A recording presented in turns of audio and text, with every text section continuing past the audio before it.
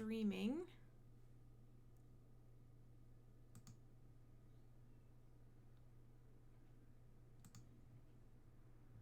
It's fun because you can see my mouse going around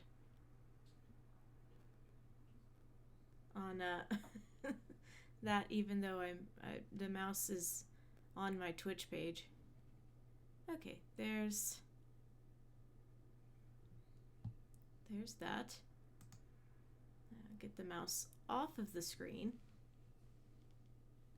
Window. Huh?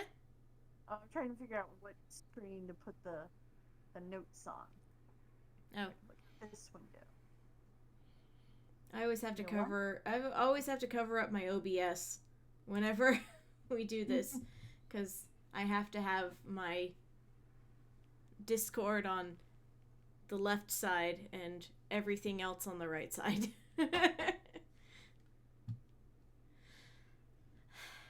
Okay. Blur.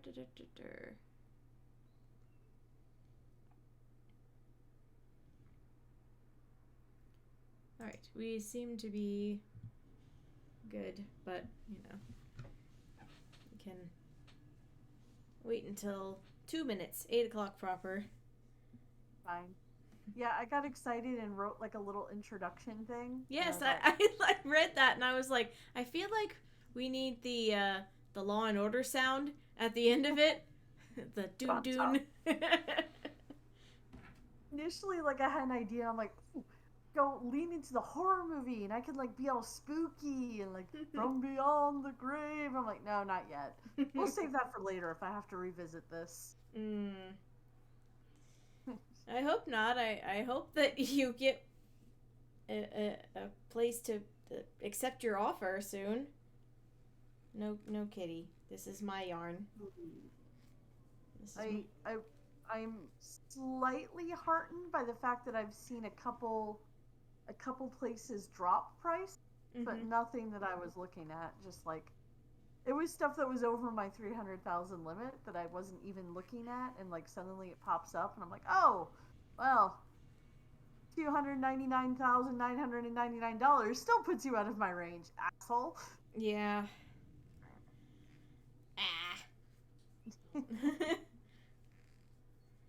Jerk.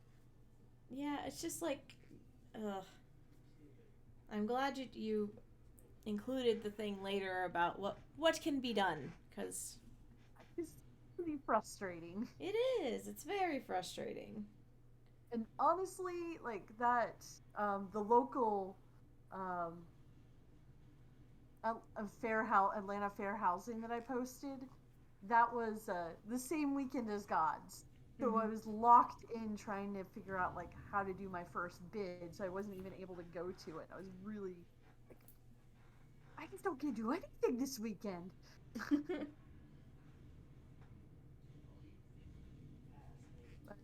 Yeah, it's like, ugh, the moment you decide, nope. She wants the yarn. She wants it really bad. That is a no-burrino.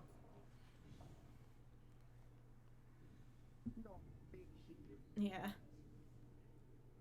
Meanwhile, mine's just tromping around in the background with his clicky-clack claws. He won't let me trim. You. Alright. Okie. Get started? Yes. Sorry, cat hair. In my mouth. Alrighty. Let us get started in 2 seconds. Okay. I don't know if you... I have. You just doors opening and stuff. It's fine. Matthew's playing Elden Ring in the next room over, so you might hear just random booms and then random cursing. Excellent. Okay. Case starting.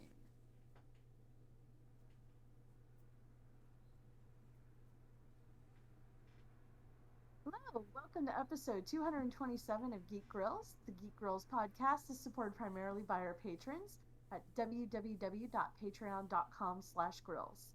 I'm Ray, and I'm joined by my co-host Linda. Hello there. And today's topic is horrid tales from the housing market, or the house market. But before we do that, what have you been up to, Linda? More crocheting as usual. My cat made one last attack at the yarn that I have at my desk, and then decided she was done. So that I for those of you watching the live, as I flailed for a moment, that was just because of her. But this week, my crochet has been making little octopi. I have many octopi. So many. I've been making... they're not all gonna fit in one hand. Hang on. I got this. Okay. There we go. So many octopi. You had big arms. You could hold all of the octopi. Yes. 1, 2, 3, 4, 5, 6, 7 so far. 8 over here that doesn't have eyes yet, because I haven't needle felted the eyes into existence. Hello. But I figure these are pretty like quick to make, and they don't take that much yarn. They're kind of like what I call stash busters, which is when you've got like leftover yarn from like a blanket, but you have like maybe like a ball that's like, you know, less than the size of a baseball. You can't really make a lot with that unless you buy more of it. So this is a good way to get rid of that yarn, because you can just use it up, and even if you run out, you can make things that are slightly a different color. So I've been using just kind of my random balls of yarn that are too small to make bigger things with. And I can use up the yarn, make a lot of these. These were very, very popular last year. Like, I think at the market days, I sold at least one every single time. So, making a lot of these, just have at the table to be like, here, have an octopi friend. Octopus friend. Octopi is plural. Or have octopi friends. Have many. I also, while I was crocheting, I watched Haunting of Hill House, which I did not watch when it came out, actually. I'm not super into horror. It's not really a genre that I gravitate toward, but the YouTube algorithm recommended that I listen to the soundtrack for Haunting of Hill House, and it's beautiful. It's a beautiful, like, melancholy kind of sounding soundtrack, and I was like, maybe I'll watch it. And I ended up actually really liking it, because it's less about the haunting and it's more about the family drama, which I'm sure people had talked about ages ago when it came out. I don't even remember when that came out. Was it 2020? Was that when that came out, or 2021? Hold on. No idea. I've never seen it, actually, so. I do recommend, actually. Okay. It's the Netflix, by the way, it's the Netflix miniseries is the one that I watched, because there's several. Haunting of Hill House, 2018. So it's been a while, actually.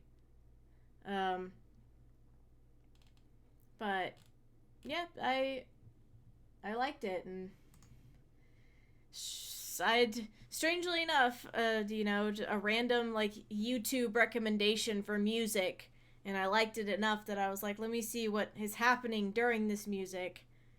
So usually the algorithm gets it right. Yeah, once in a while that works. I will say that they do a lot of like long shots, where you will like pan over to a character very slowly and then slowly pan back, and you're like, something's gonna pop out at me. I know something's gonna be there. And so there's just there was a couple of points where I was working on one of the little octopuses and I had it like up in front of my face because I was like, what's gonna pop out? um, and then this weekend I bought some new headphones for doing the podcast and just having on my computer.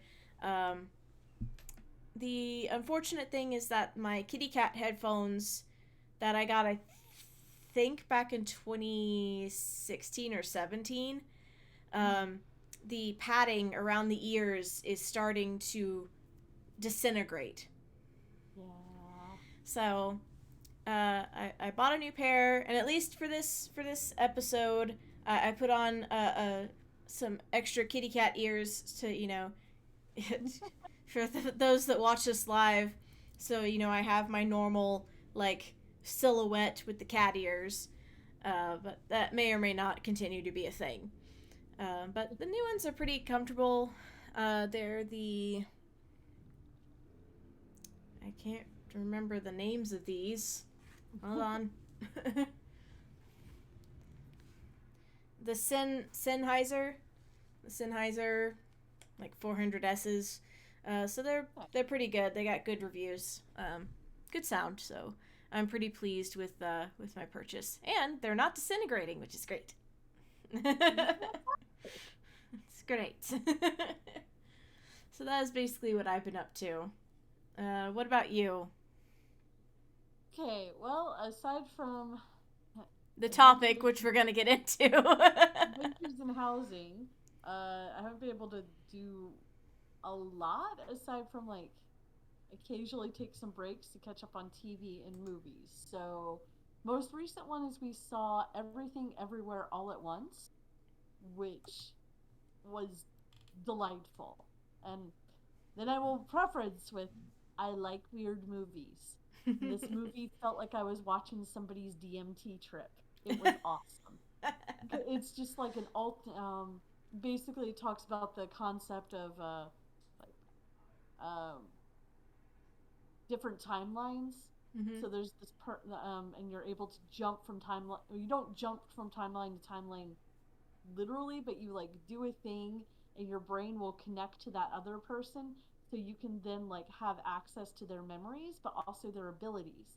So there's a timeline where you are, well, Michelle Yeoh stars in it, and so like there's of course a timeline where she's the best martial artist ever because she's awesome. So of course, like then suddenly she knows kung fu. It's great. It's delightful. It's funny. It makes you think. It has some nice, sweet, poignant moments. I just it was everything I wanted out of a movie. It was great. I highly recommend. And then I've gotten caught up on Moon Knight on Disney Plus, which I do like a lot because again, anything that's a little weird, especially with like multiple personalities or anything kind of off kilter like that, not the norm. I'm like also moons.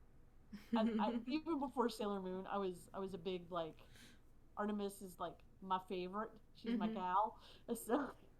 So I saw in the notes you have like Moon Knight and then like a parentheses D plus, which I realized when you said it stands for Disney Plus. But for a second I thought that was your rating, and I was like, but she really likes that. Yeah, no, I freaking love it. It was just so I can remember like where it is. I'm watching it on. Yeah. Because I also have completed Human Resources, which is on Netflix. It's the spin-off from Big Mouth, which I do like, which I don't think is.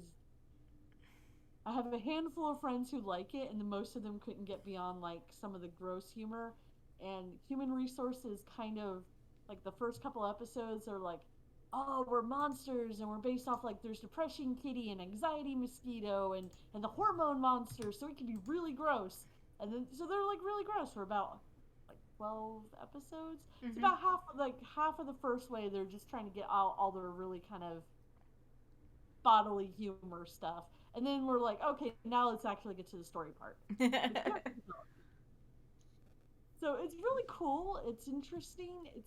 I like Big Mouth more still, but I'm I want to see where they go and what other stories they want to do, because it is interesting that there is this in, another world where all these manifestations of like feelings or beings that are supposed to manifest these things exist, and Mm-hmm. they work specifically with different people to get this done, and they have like, it's really interesting. I find that kind of cool. So Well, it's I like uh, it's like a version of oh god, what is Inside Out? yeah, but it's like Inside Out, but everybody who's inside your head can actually, like, there's The, an office building yeah. where they all can meet and talk about, like, at the water cooler about that job they did with John about John on Tuesday, and how his marriage is now locked in and secure, or just like weird stuff like that. Like, cool. Yeah. I'm late to the game, but I did finally watch all of Centaur World. Mm. One of my friends recommended it, and I was like, okay, finally, I will watch it then. Uh, and it gave me lots of feels, and it is good. I did not expect to be crying over centaurs or horse, so Yeah. Yeah. No, it's just like with the hell of a boss thing where you're like, it goes from being a silly cartoon to how dare you make me feel feelings. yep. Especially with season two, like Yeah. halfway through season one, you're like, oh god, Eh, feelings starting. Season two's a lot of feelings. yes. I've seen a couple of snippets, and I was like, that is another one that will make me go, how dare you make me feel feelings. I need to wait. Very good. There's a character that shows up the end of season one, and they're there through season two, and they're kind of my favorite, like, not main cast, really, just kind of a on the peripheral character, and Mm-hmm. I just love them so much. And then finally, I am caught up on Dress Up My Darling, which is on the Funimation. I think it's also maybe on Crunchyroll as well, which is about the guy who he does Hina dolls. Like, his grandfather taught him how to do Hina dolls, and his grandfather owns a Hina doll shop. So he's trying to pick up and do what his grandfather has done. But he's also very introverted, doesn't have a lot of friends. And then he meets this very ex- exuberant cosplayer. But we don't know she's a cosplayer yet, but she finds out that he's sewing, and she loses it because can testify, as a cosplayer who cannot sew, when you find somebody who can sew, you latch onto them and beg them and throw money at them to make you things, because fingers don't make pretty clothes. And then, like, of course, they're becoming friends, and a relationship is gonna happen, and you can see bits of it. Like, she actually has a crush, and I'm like, oh, and then he has a crush, but they're not at the let's talk about crush stage. They're still at, like, let's be friends Mm-hmm. and make sure we've got this friendship, like, awesome, which I do appreciate as somebody who also was like almost friends with everybody I've ever dated. So Yeah.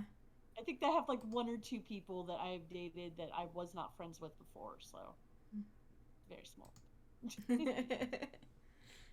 That is me and all the TV I've been watching in between the housing drama.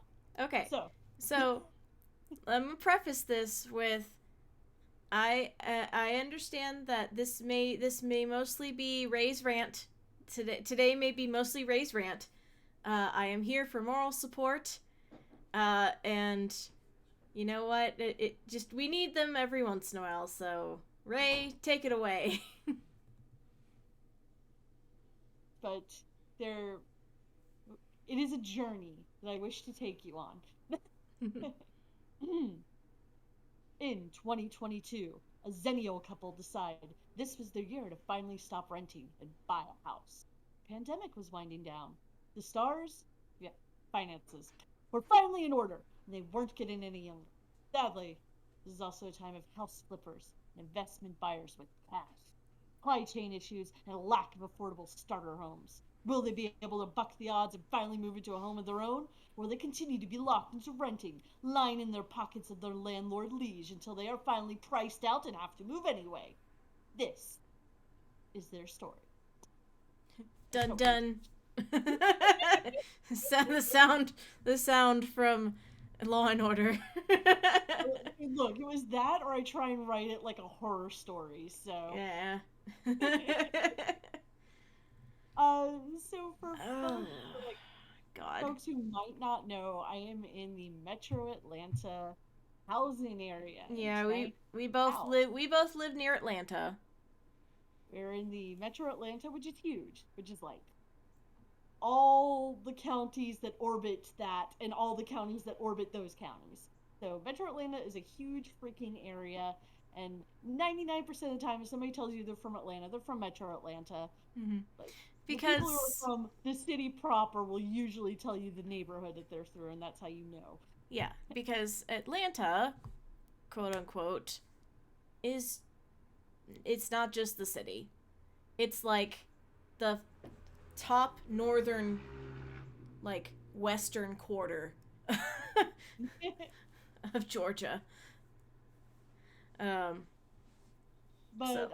It's because Atlanta sprawls. Atlanta doesn't build up. Atlanta builds out. So many reasons for that. I am not going to go into the history of why it's just a thing. The horrible segregation laws and things that early Atlanta and being a southern city, and I'm not going to get into all that. But all you need to really know is the housing market is tough everywhere. And is also especially tough in Atlanta, as well as other places. But right now, like, we had just recently got a report done from the Federal Reserve Bank of Atlanta that housing market is unaffordable according to the Federal Reserve Bank's 2022 index. So I believe it was like, I don't know, maybe 10 or 15 years ago, our kind of median house price was about $250, $300, maybe around that range-ish. But now it's up to like $450. So it is shot up. Like, all the new housing I see is for upper $400,000 houses or $500 to $600 houses. I'm like, who the has $500,000 to blow on a house? Yeah, who are you building for? Who are you building for? That's literally build for the people who are trying to get like under 200,000, under 1,000. Every time I see a new housing development and it's like starting from the low 400s. I'm like, who are you building for? This article, this particular one, CBS 46 that I'm reading, basically the Federal Reserve Bank is comparing median household income, not age, in the area plus cost of living and cost of homes. So Gwinnett is median income is $71,000. Average cost of a house in Gwinnett $361,000 with an interest rate of 6%. And Gwinnett's one of the ones that is more on the sprawly side. Yeah, that is not connected to the city proper. DeKalb, which is more connected to the city proper, median household income $63,000, average home $344,000, interest rate 3.6. Same for Fulton, which is city proper, $83,000. And we're kind of going. So if you want to think $393,000 average house. If you want to think of it if you think of Atlanta as kind of being the center, Gwinnett is like east, DeKalb and Fulton are kind of south, and then when you get around, Fulton's like the city proper. Yeah, Fulton's like the city proper, and then if you get around to like Cobb County, that's to the west. Yeah, around west and all of that. And north. That's, if you want to look it up, there's maps. You can see. I don't know if this is, I don't know if that's interesting to people, but it's it's there if you want to see. For all of Metro Atlanta. Yeah. So anyway, I'm not trying to focus too much on this. But all you need to really know, times are tough, housing is tough. It's just gotten worse. Literally, it has increased about 25% across the state from last year, just from 2021, which is when we started this. That's when we started looking and getting finances in order. And we decided, oh well, it's during a pandemic, and let's work off some debt issues so we can get that debt to income ratio better, so we can get better options, and we'll do this again next year. Well, it's next year. So now, and now we're doing it. And now And I get to watch Ray pull all of her hairs out as she she's doing this. so the average turnaround time for like days on the market, just based off what I have seen, is pretty much a week. Yeah, it's a week. Like if you see a house pop up on Zillow or Open Door, Redfin, whatever you're using, and you do not have a you're not able to visit within 24 hours, It'll be gone. you are not going to get it. Yeah. I can't tell you, I have had at least 5 houses that we were supposed to see, that the day that we were supposed to see them was the day they went off the market. That was just it. It is ridiculous. It's so the Very rent competitive. the buying market and the rental market are actually very similar in that aspect, because when we were getting this house that we live in now, we're renting, I saw it before it went up for viewing, and I made sure that we were one of the first people to go see it when it was available for viewing. And there had been one person already before us that had seen it, but and we were like, I'd literally told my husband, if we want to rent this house, we have to move now, because it will be gone. And we managed to get it, but it's the same with the buying market. It's the freaking Hunger Games. And yeah, so right now I've got a list pulled up, because it is also a seller's market. What you see, whatever is priced on wherever you're looking, is not the actual price. You need to up it 3%, 5%, 10% over, in addition to your down payment, that you're going to do, like your 5%, your 10%, your 20%, so you can avoid PDI. And then the amount that you're going to have in escrow. Like, not just 1% in escrow, 3 to 5% in escrow to hold on to in case something happens, you have to back out. That really matters, because as soon as there's cash buyers, that's what they want. Mm-hmm. Because they're being told by their realtor that the cash buyer is a safer investment, is safer to go with than the conventional buyer who's using home loans to try and get a house. So the cash buyer is almost always an investor. Sometimes it's a flipper, but I can't tell you how many homes that I've just pulled up, and they are literally, you can tell that they are flip homes that somebody like just gave up on halfway through. I don't know if it's because supply chain issues and they couldn't get everything they want, but then they're just putting that house back up for like 250,000, 300,000, and it's getting snapped up. Mm-hmm. Still, it's mind-boggling and very frustrating for people who just want a home, who trying to do it, and we've saved up the 20%, we've worked really hard to get to this point, we've paid off our debts, most of our debts, as much as we could, to even begin to get into this door, because last year we were even looking at like rent to own options. Yeah. Which, that's another whole can of worms. We would love to do a rent to own for this house, but the person who owns it is not interested, because they make more money by us renting. Because guess how much our rent is? our rent is $1,500 a month for a 3-bedroom, 2-bathroom home. Whereas if you were doing like a mortgage, I think I was comparing, it's like less than $1,000 per month for a mortgage, depending on how much the house is, but we were looking at around the 300 range. Everything that I'm stuck looking at has us around 1,500 a month. Yeah. Or a 3-bedroom, 1.5 or 2 bath.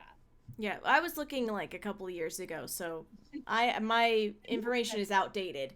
But I'm just like, and it's mind-boggling because I was looking at, I think, some like those calculators that you can like pull up, and they were like, oh no, you can only afford a house that's $150,000 because, you know, the mortgage is like $800 and you can't afford anything else. I'm like, bitch, we are paying $1,500 a month now. Don't you tell me what I can't afford. So, yeah, it's just highly competitive and very stressful. And there's also just not enough houses because after the housing market crash in 2008, a lot of builders kind of like took that as a sign to get out or just not build, to just not really build. Or so they went bankrupt. Or the builders just went bankrupt. Yeah, they just went bankrupt. And like the millennials we're at the house buying range. Some of us are a bit past it. I would have loved to have gotten a house in my 30s, but that wasn't feasible. Now that I'm in my 40s, it's a little bit more feasible trying to get my first home, and there's just not enough homes. Cobb County, 690 units were sold last year. Medium price sale, 380,000. Average sale price, 422,500. It's ridiculous. Let me go back to Gwinnett. Gwinnett, 783 houses were sold. Average 377,000 price for the medium sale, but the average sales price was 412,000. Like everything is around 400, 500. It is pulling teeth trying to find. I'm trying to find something under 300,000, and it's rough. Also, trying to find under 200,000 with children, and it's even worse. Also, can I just point out you said in Gwinnett there was like 720 houses sold last year? Yeah. There are 962,989 people living in Gwinnett County. 900,000 people, and there were only 700 homes sold. I'm just putting that out there. So we were doing the rent to own, and we were looking at that last year. The main benefit is that if we went with the rent to home company, we would end up having to pay an additional 10% overall because of the rent to own thing, but they would be able to get the house in cash, and we would then be able supposedly to jump after 3, 5, or 7 year lock in. And supposedly during that time they would take care of all repairs and everything. Now, do your research, because I've heard they're not always. It seems a lot like a landlord situation. They want to fight you, so it's definitely a do a research. We decided we didn't want to go that route, and we're trying to do it the conventional route. So we have the money. I've already been outbidded once on our dream home. That broke my heart. I'm very sad. I'm sorry. We literally had everything. And somebody came in with it, and we had the 20% down. We were offering 30,000 over the asking price. And then if they appraised at like what their asking price was or lower, we would pay the difference out of pocket. They would still get that 30,000, and we were outbid by a cash offer, the exact same amount, but they had cash. Yeah. So, and that's like not just the story here. Like I've got a real estate Discord that I'm on right now. And it's all over the country. This one person is in Florida, and finally, on their seventh bid this year, have finally gotten their house. So, and then they just increased the interest rates in hopes to tame the market. But I don't think that's going to tame the cash investors. Nope. That's going to tame and deter people who need to go through it conventionally, that we need to do the home loan and get it that way. And there's no real incentive for a seller to try and sell it to a local, like a local couple or a local family that's trying to start and get their first house. There's no incentive when there's somebody here on behalf of a corporation or a rent-to-own company that's just going to give you cash, and then they're going to turn around and rent it out to that same couple that was trying to buy, but now they're stuck renting, and that's most likely what they were going to pay a month for a mortgage, if not more, but they don't ever get the equity with it. They don't, that doesn't look, nobody checks your rental records for your credit rating, really. Like, I've never had that come up. Nobody's ever been like, oh, well, you have never been late with your rental payments, so we're gonna make sure to bump you. No, that has never happened. I'm sure, like, if you're evicted for not paying or something, that probably definitely shows. But nobody's ever given me an attaboy, or, you know, it's gonna have your rent be the same, or we're gonna lower your rent by $50. No, it's always every year. We're gonna increase that by $100. Oh, increase that by $500. I hate it. I hate it so much because they're like, you get the letter, and it's like, you've been such great tenants, your rent is going up. And it's like, what, how much of a FU is that? For being consistent. And it's very frustrating. And where I live right now, I am consistently scared that we're going to get priced out. Because it's a growing area. And I'm just, they didn't raise it during the pandemic, but they raised it last year because that was coming to an end, and I'm sure it's gonna go up again this year. Yeah. So what we've seen so far, I've seen so many houses. My weekends have literally been nothing but houses. So I've seen, and I'm trying not to be picky. It's literally, I need a 3-bedroom, a 1.5 bath, under 300,000. I would prefer it not to be older than me, but that's not a deal breaker. I would like it to be 85 or younger, like when it was built, but it's fine. I can deal with an older house. And God, have there been older houses. I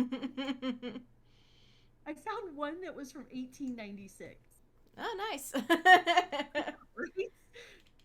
But I'm like, so on the average, the age of the houses I've been looking at are 50 to 70s.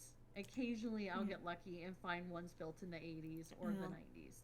I will say, as someone who's lived in a 100-year-old house, they do get their own characters, so I'm not gonna say that any house above 100 years old is haunted, but I have had too many experiences.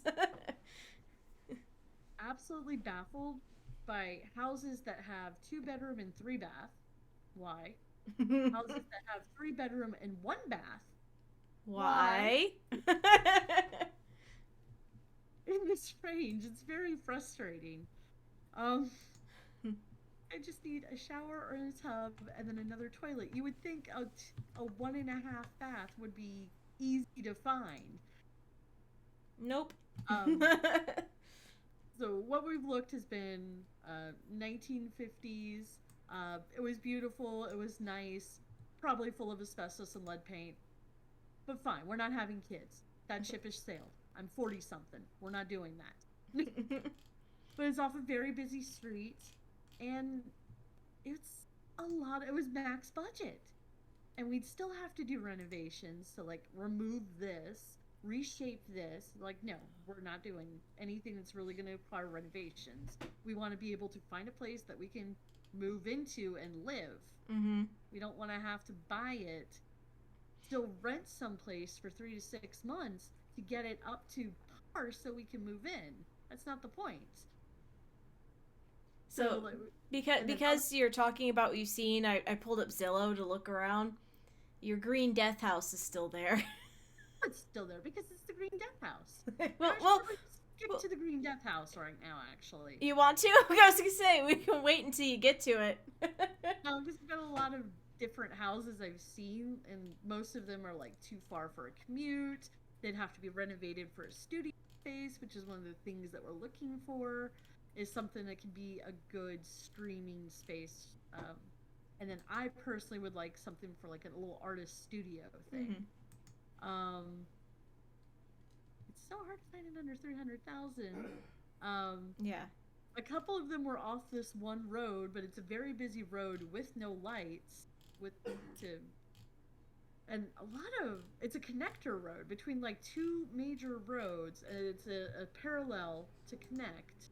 But this particular road is so busy, and it's been ages since I've had to bring out when I first learned how to drive, we lived off a major highway, and what we had to do if I wanted to turn left was I had to make sure it was a car that was going slow enough and also was newer than nicer than mine. BMW, there's no way that BMW wants to get wrecked hitting your dinky little crappy Toyota or whatever. So that was the driving technique I had to have to visit some of these houses. Yikes. My husband that we found some 55 communities that are being built right now. That's it. And we could just wait a few more years, a little over another decade. What's that gonna hurt? Oh, yikes. So the greenhouse that you saw is the death house. We found this same day we had finally gotten to visit the blue house that broke our hearts that we really, really wanted. That had 5 different couples there before we got there for our appointment to see it, and then 3 others waiting to go in as soon as we came out. Like, it was highly sought after. So then afterwards we go to this greenhouse. It looked a little run down, but it was like, it's still like 1989. And okay, if it needs to be repainted or just some basic interior, like maybe fix the carpet or something, we can do that. That's not excessive. No. As soon as we got in, we were greeted with the smell of death. Actual decaying death. My realtor literally just kind of like turned on her heel and she's like, "We're not doing this. This is not necessary." And we're like, "Let us look." And she's like, "I'm gonna wait out here while you guys do the quickest walkthrough ever." Okay. Like, all right, that's what we did. And in addition to something apparently getting in the house and dying, there's cracks all throughout the basement. We went to see it because it had a finished basement that we thought would be a good studio space, and there's cracks all along. I'm like, this seems like foundation issues, and those stains are mold. Yep. This is definitely, we're out of here.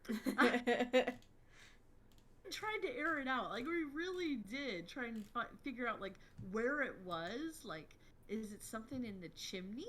Is it something along the back of the house, the front of the house? No, it was just everywhere. Just smelled like that. Ugh. It was miserable. Let's see. So then our realtor's like, well, okay, try to look at places that have an HOA. If it's an HOA, that's usually going to deter cash investors because that means it might be harder for them to rent it out, which we did. And the next one we found was just water damage, wood decay, and black mold. Like, very clearly black mold. Like, my realtor saw that and she just kind of escorted me out. No. Like, nope, we're not even staying in here anymore. We're out the door. Boo. Yep, so it is frustrating and it is a bit disheartening, but we are sticking with it for at least till the end of May before we hang up our hat, because that's when we have to start thinking about renewing the lease. Because yeah, if we find something in June, we wouldn't be able to.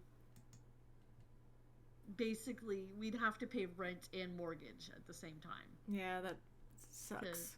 So we're not doing that. Yeah, no. And it's frustrating. So, what can we do about this? Well, odds are that there are locals just as frustrated and pissed off about it as you are. Uh, we have a Housing Justice League. They actually, 2 weekends ago, did a protest outside the Capitol, basically asking to lift the statewide ban on rent control that we've had since the 1980s in Atlanta. Basically, meaning landlords can just continue to raise the rent at their own will for people living in the houses and community. And if we had something, we can maybe stop that practice, because again, there's nothing more frustrating. Maybe passed Housing Justice League tenant bills of rights. You know, we have 56.4% of Atlanta residents, and people need to have stable housing. This shouldn't be hard. It really shouldn't. No. And then again, their main point is to try and curb the amount of people coming in, the predatory real estate investors and the cash investors that are just snatching up these houses and land before people can get an offer or even get it considered, and they're just flipping them into rentals because that's where they make their money. And there was even a 60 Minutes episode where they talked with he was from a Canada real estate investor. He came down, I believe he was in Atlanta, the Atlanta market, and he's talking about how we just want to rent for the rest of our lives. No. You know, millennials don't actually want to own anything because they wouldn't know how to take care of the house because they have no idea. And I have a whole counter about how we have no idea because you won't let us. We want to be self-sufficient. We want to have our own place. We want to make our own repairs. Let us. You cannot criticize us for not knowing how to do a thing if you never give us the opportunity. Who is this guy? I want to go look him up and go tell him to shove a banana up his tailpipe. Ugh. I can send you the it's also on YouTube. If you missed the 60 Minutes, it is on YouTube. Maybe a potato. I just God.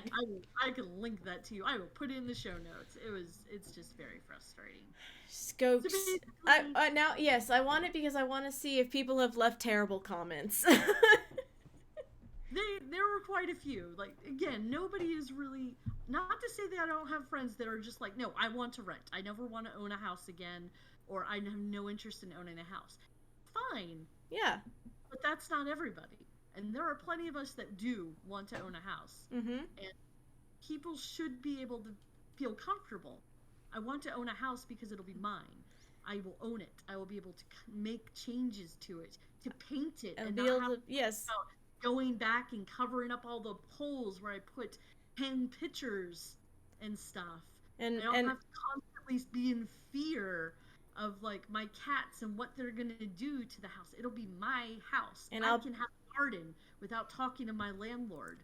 And I'll be able to call a plumber whenever the water goes bad immediately instead of having to wait 24 hours. Yeah. We would have been able to have our fridge fixed within 24 hours as opposed to having to wait 2 weeks for our landlord to finally come out, try to fix it himself, and then have to go away for a while. Come back a couple days later with the part. Oh, it's the wrong part. I'll be back later. And 2 weeks. 2 weeks with a mini fridge and a cooler. I'm done. I want to be able to call somebody. I want to be able to call the exterminator. I want to... Okay. So, the TLDR.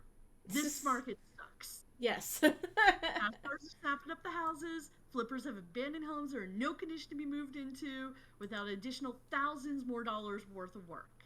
And a lot of us don't have that. We have the money to basically bid on the house that we see. Maybe if we're lucky, we can do like a slight overbid. But a lot of us don't. Honestly, without the help of our parents, both sets of our parents at this point, or without them even offering to help us out, we would not be able to be looking like we are now. Yeah, we would be looking in the under 100,000 or 200,000 range. You know why we're starting to consider maybe looking for a house? Somebody in our family died. and because of that, we're going to be able to have the funding. And it sucks. Why do for somebody to die? Yeah. Be able to afford a house. And then just like briefly touching on it, and if we don't do something about this sooner rather than later, it's just going to get worse. Like, we already have an incredibly high homeless population because people can't get housing. You can't afford it. Even when you rent, it's you have to have 3 months basically. You have to have first month rent, the last month's rent, and then God forbid if you have a pet. Yeah. And then whatever, like, if you come in on the 30th, you still have to have that previous month and then the next month ready to go. So rent keeps increasing, wages are not keeping up. Having to go back into an office to do the same job that we can do work from home in certain areas, but you have to move to a certain area to stay within that commute time as well. So not only are there not enough houses, but you're forcing everybody to have to look in almost the same area based on their job. And that's definitely a thing in Atlanta, because to get anywhere in Atlanta, the metro Atlanta, at least 20 minutes, at least. More like 45 to 20 an hour. minutes without traffic, but when is there not traffic? So yeah, if work from home was more of an option that if companies were willing to let those of us who can do our jobs from home do, that would free up more housing options. We would be able to expand beyond that metro Atlanta bubble. Like, we could go all the way out to Conyers or somewhere else and have a house there and still be able to do our jobs and not have as many cars. That could cut down on congestion. That could be helpful for the environment. That could be helpful for, like, other smaller towns that maybe you want to renew them. You don't want them to become ghost towns. But we're all having to fight in this same area. And it's frustrating.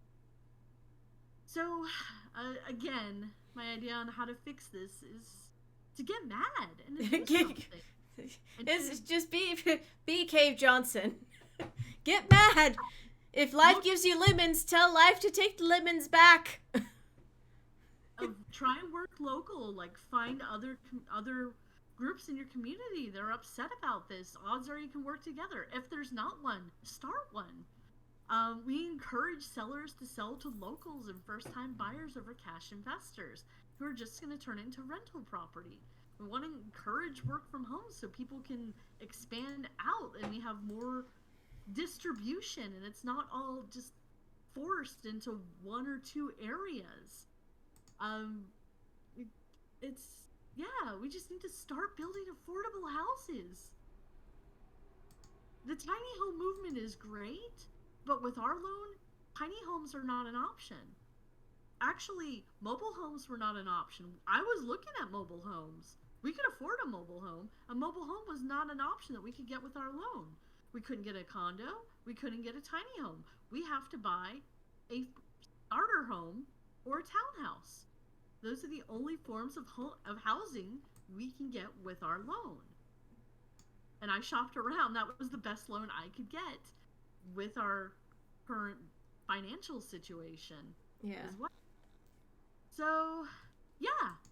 If you have strong opinions like I do, and you've stuck with us all this time, thank you. Yes, that was Please chime in by emailing us at geekgrills@gmail.com, or you can tweet us at geekgrills.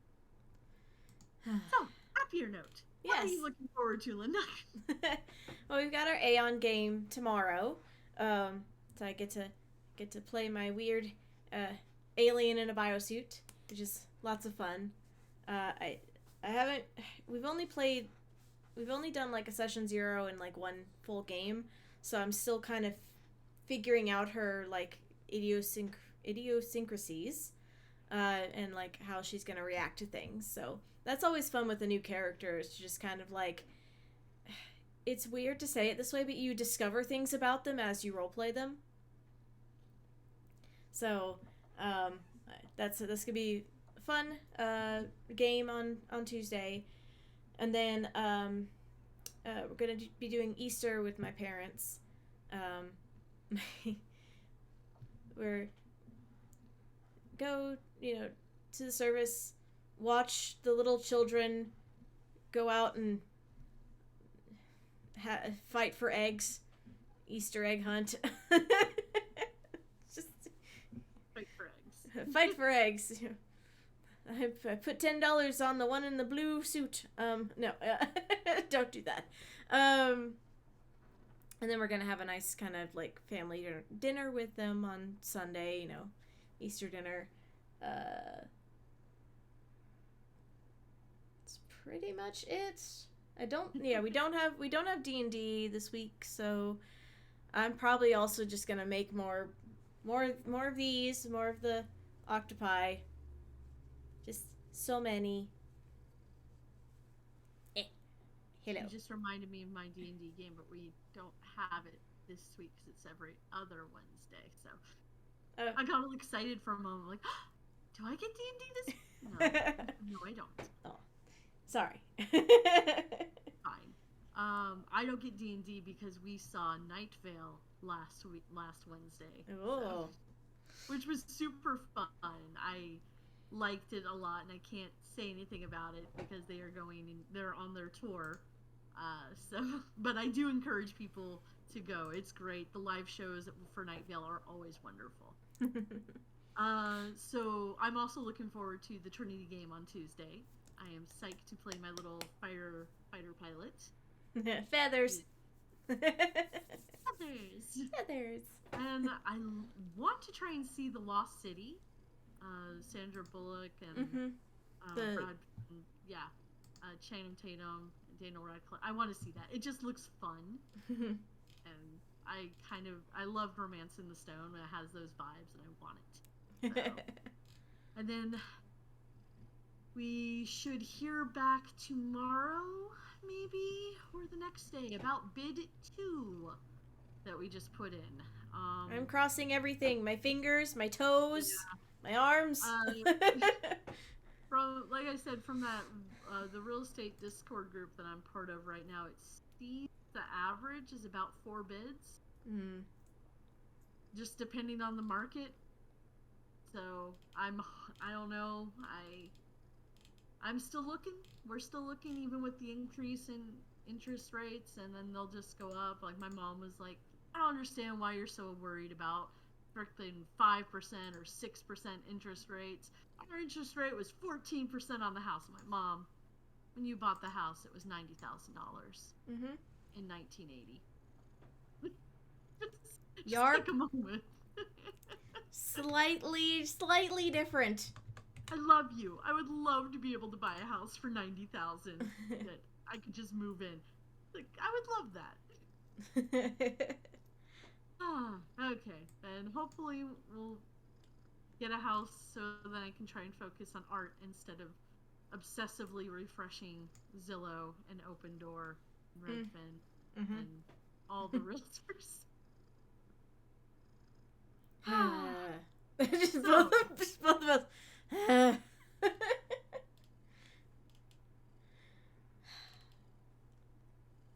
All right. So if I'll do it. Remember, folks, you can always come watch us record live at twitch.tv/geekgirls on most Monday evenings. The next one will be on the 18th, 5 p.m. Pacific, 8 p.m. Eastern. We are going to be talking about planned obsolescence, which is something else that makes me angry. I mentioned about how if you never learn how to do something, yeah, you never get a chance to do it, and maybe it kind of compounds over time. And like, we have all these people who don't know how to fix basic electronics because for some reason we look down upon people who go to a community school to actually get skill trades. I'm just saying. We have a grand history of this, so we'll talk about it. Yep. The first two topics for this month are things that make us exceptionally angry. The third one is fun, so don't worry about that. We'll get the salt out of our system. Yeah, gotta be salty first. So remember, in addition to the subs and bits that we get on Twitch, we are supported by our amazing patrons. You are truly the greatest girlfriends on the internet. You can become a patron too at www.patreon.com/grills. And if you have Amazon Prime, you can sub us for free every month on Twitch. And another way to show your support is by leaving us a review. You can do so on any of your podcast catchers. You can check out what topics we're going to do in the next month on our schedule below on our Twitch page. And if you're a patron, you can always suggest a topic for us. We'd love to hear your ideas. And where can we find you on the interwebs, Linda? You can find me on Twitch and Instagram under the name madcap_misc. That's MISC. You can check out my website at madcapm.com. Ember can be reached at 9 of 12 on Twitter and Twitch, and on the Heresy and Hearsay podcast. And America's Next Top Podcast. And America's Next Top Podcaster, the first episode just came out. Last week. Last week. I'm waiting on episode 2 because that's when they actually they did the introduction episodes. Now Yes. I'm ready to see them. And Ember got to be the project manager, and I'm super excited about this. No spoilers. There are multiple teams. It's a really good season, guys. We gotta check it out. So go check that out. And you can find me on Instagram under Dappeldame and on Twitch as Ray Ino. Someday. Thank you for listening, everyone. Good game. Good game. GG. Thanks for listening to us rant. Oh man. So much. I tried to make sure it wasn't just salt. It's fine.